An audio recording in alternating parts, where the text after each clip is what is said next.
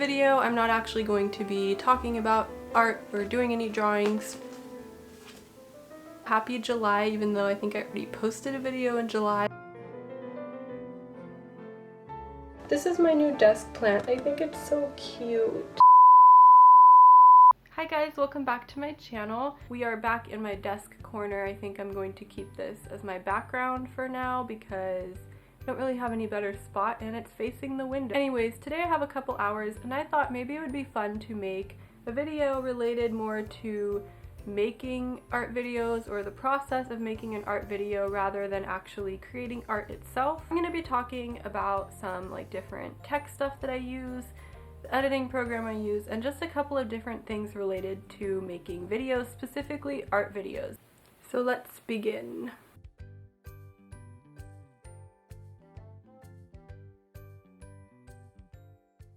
First things first, the most obvious thing is you're going to need some kind of camera. I have the Canon 200D. This is a DSLR, of course. I have the lens on it right now. Now, I don't want this video to be too long, so I'm not going to talk a ton about the camera, but I do think this is a good camera. You can keep it in auto mode if you would like. I have it in manual just so I can adjust the audio settings a bit, but you can keep it in auto and just adjust a few things, and it's not too hard to figure out for someone who doesn't really know much about DSLRs.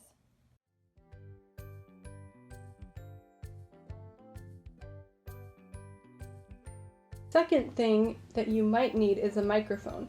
This really depends on if you're planning on talking while you're creating your art and then editing, or if you want to do a voiceover, or if you don't even want to really talk very much and you'd rather just play music or something over your video.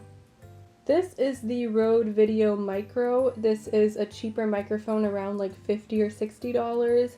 It's not powered, you just plug it in and it goes off of the camera battery. I didn't really want to invest in a very expensive microphone right now, and maybe in the future I will, but for now I just wanted a small upgrade.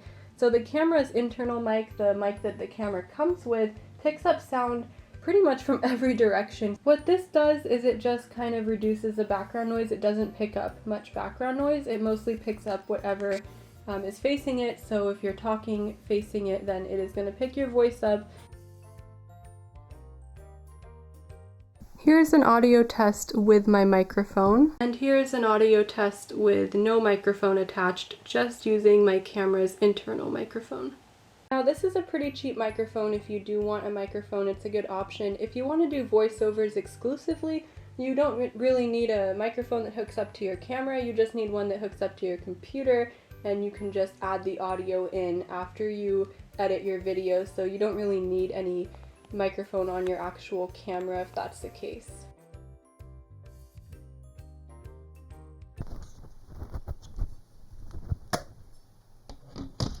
One of the most important things you're going to need is some kind of tripod or desk arm thing so that you can actually shoot an overhead view. If you are doing paintings and shooting a canvas, you can use a normal tripod as long as it's tall enough, but if you want to actually shoot your desk overhead, I would recommend getting a desk arm like this. And how it works is you kind of just clamp it on. So there's a clamp, and then you can adjust it so that you get the right height and everything. And voila, you get the overhead view that I have in all of my art videos. Now, as far as lighting goes, this is the tricky part. Lately I've been using natural light because the artificial light from this lamp is extremely intense and the spotlight is way too much.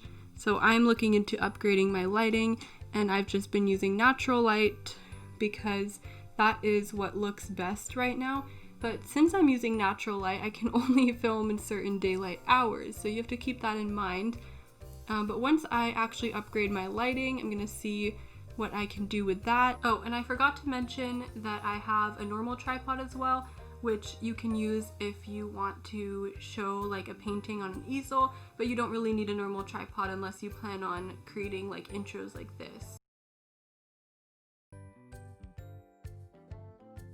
Anyways, my computer is here, so now I'm going to show you more of the editing side, and this for me was more of the tough part. My laptop actually can't do screen recording, so I'm just gonna insert some screenshots while I'm talking so you can kind of see what I'm talking about. Now, the first thing I obviously need to do is import my camera clips onto my computer, and since the video files are probably gonna be large, I have a Canon camera, so I downloaded the EOS utility function. You need this to import large video files onto your computer. But after you're done doing that, you can actually open up an editing program and import all of the files onto the editing program. If you have a Mac, you can use iMovie since it's free. If you have Windows, you can't use iMovie, but you can use a number of other free editing programs. I like to use Lightworks, so you can see where the raw files show up. So you have your video tracks, your audio tracks, your effects. So this takes a little bit of learning, but I watched some YouTube tutorials in order to get the hang of using Lightworks.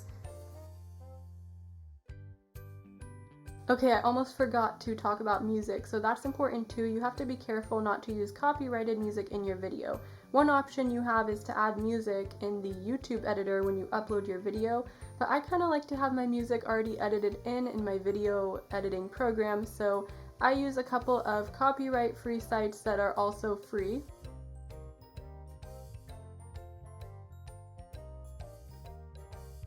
Some of the stuff I said in the last clips is specific to YouTube. If you're not planning on uploading your video to YouTube though, and you're using it for another reason, you can still use that copyright-free music.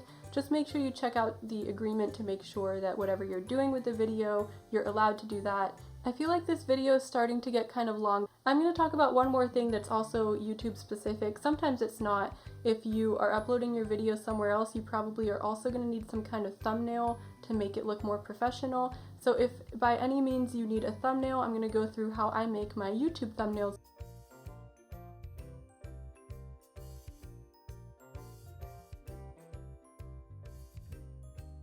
So what you can do is take a photo. If you have a camera, you can use your camera and import the photo, and then you can use a program like Lightroom or Snapseed to edit the photo itself, like, you know, the basic stuff like the brightness and the color temperature and things like that. So then after I do that, I like to import my photo into Canva.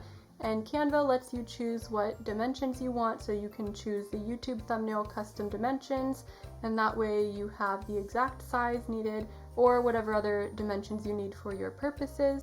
And then you can add other things like other photos, text, shapes, anything you want really, and you can make it look more thumbnail-like. You can also use like apps like PicMonkey, I believe, if you want different types of text effects, but I just like to use Canva because it's my favorite thing ever.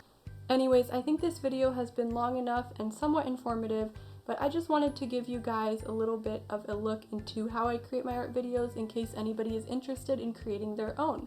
And that's it for today's video. Thanks for watching. Leave a comment and let me know what you thought of the video, and I'll see you guys next time. Bye guys!